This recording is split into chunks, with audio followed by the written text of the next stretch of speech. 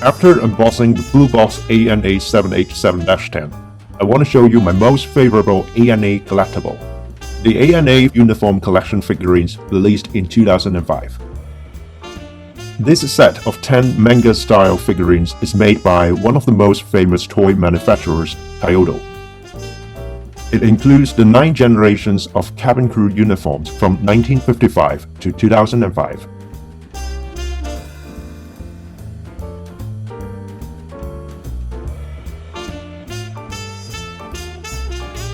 Each box comes with an info sheet to introduce the history, character designer, and figurine sculptors, as well as an ANA's inflight meal beef consomme pack.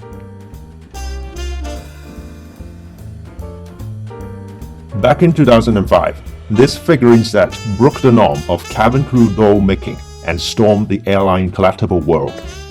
Instead of just another Barbie-style figurines, it wowed everyone by applying the groundbreaking Japanese manga style. When it first released, it was strictly restricted to be sold in Japan, so people across the world had to find a way to get one. I got this set in Tokyo, and it is still my all-time favorite ANA collectible. Do you also have this set of figurines? Please like, subscribe, share, and comment. See you next time.